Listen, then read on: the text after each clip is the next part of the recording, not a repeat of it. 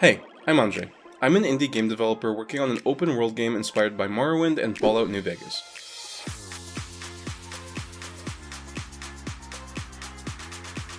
The game is called Robin Hood: Shadow of Nottingham. If you like what you see, please wishlist it on Steam, it helps me a ton. Now, let's get into this. I know making an open world game solo sounds crazy, but I wouldn't be the first to do it. I've already released some small games and got a commercial game out on Steam a few years back, but I always dreamed of making an RPG. Now that I knew what it took to release a game and how to manage scope, I knew it was time to tackle a more serious project. My last game was a horror game, but I'm much more familiar with RPGs as a genre, so I knew that I could make something that a lot of people could appreciate, especially Morrowind and New Vegas fans who are constantly burned by AAA RPGs simplifying and streamlining. That's probably the one only advantage of making your dream game. Chances are it's someone else's dream game too. So what's this Robin Hood game about anyway? Well, after the Third Crusade, Robin returns to England to find dark preternatural powers have infested his homeland, and it turns out that Prince John is up to some super nefarious stuff. I'll admit it's pretty standard for a Robin Hood story, but what is unique is how I want to handle a very annoying problem in RPGs. Something I personally hate about RPGs is that when you save and reload when you die or screw up, your failures don't have consequences because you can revert at any moment. So in this game, instead of having to reload and create some parallel reality, when you get knocked out in a fight, you will either wake up at an inn or an ally's headquarters, or you will become captured and, like the daring outlaw who always gets out of a tight situation, you'll have to figure out how to escape.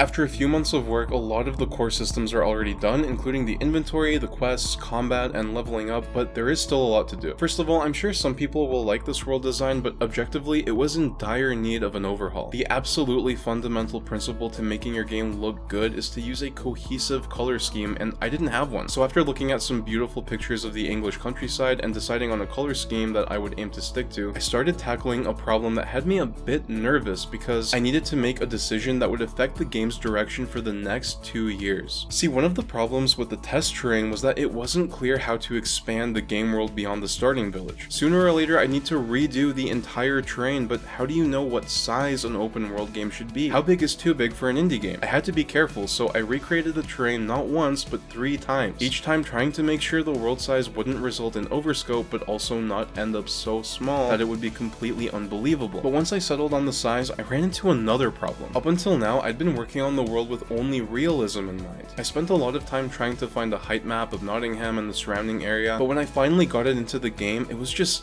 awkward to explore. It was also very difficult to create rivers without messing up the rest of the terrain. So I started again, this time painting the terrain by hand using the height map terrain as a reference. Around the same time, I learned about this idea in open world design called zones of influence. For example, if you see a ruined tower in the wilderness while traveling on a road, you might think there's a larger dungeon somewhere in that area. Or if you're traveling in the wilderness and you see a windmill, you might think that there's a town nearby. Basically, it boils down to guiding the player with subtle clues to help them make informed decisions about where in this huge world they want to go. With this in mind, I came up with a map for the starting area around the village of Bingham and made sure the player would get enough hints about points of interest as he traversed the world. Now it was time to make the world look more presentable. A lot of people don't like hearing this, but for solo game developers, using third-party assets is a must. If I know buying an asset will save me time, or the asset will be of higher quality than what I can make, I'll buy it and write it off as a business expense. Since the trees in the previous version were super repetitive, and as Robin Hood you'll be spending a lot of time in the forest, I decided to pick up this absolutely beautiful forest asset. When you use a lot of assets, people will perceive your game as an asset flip, or even shovelware, so you have to convert them into something that fits your art style. That's one of the reasons why I chose a cell shaded style. It's much easier to make assets look consistent by throwing a toon shader onto everything. Also, I just really like it. I also incorporated my color scheme into the trees and rocks, and I think it looks pretty good. But please do leave your feedback because it's hard to judge your own work objectively sometimes.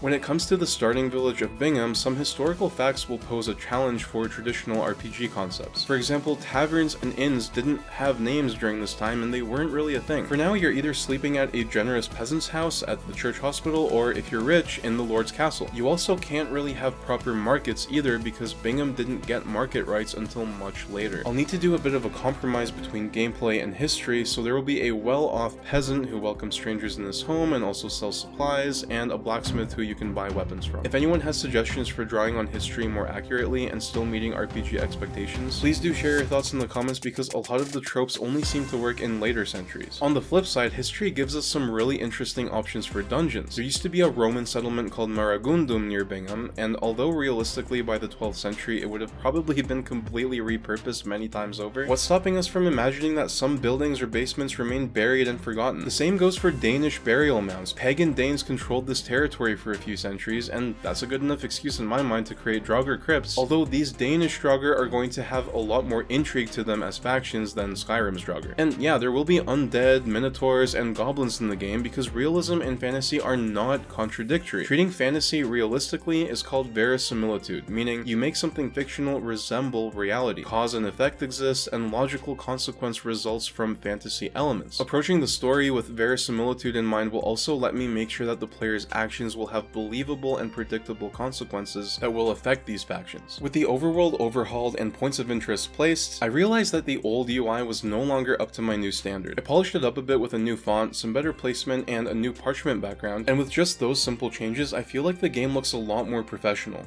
Let's bring some life into this world with some animated NPCs and enemies. Normally, indie game developers making 3D games use a library called Mixamo to instantly get high quality animations that work with the Unity humanoid rig, but the problem is I want my animations to reflect the time period. For example, medieval people walked toe-heel, not heel-toe. This is a tiny detail that no one will ever notice, but it will bother me down to my very soul if I end up with heel-toe animations. Also, Mixamo's sword animations are totally absurd. Can we please put an end to throwing your shield behind you when attacking? Why would you ever do that? Another problem is that if I use the default Unity humanoid rig, I can never get the hip bone to move for some reason, which means the animations will always feel sort of rigid and stiff and weightless, which means I have to make all my animations by hand and not rely on Mixamo at all. But animation is one area where I'm willing to spend some extra time to squeeze out just that little bit of extra quality as far as my limited knowledge allows, because I am much more confident in my animating than my 3D modeling. So now I have a blacksmith, a butter churner, a house wall fixer, and a cart puller. I also finished up the enemy sword animations. I still have some sets to create for weapon and shield, spear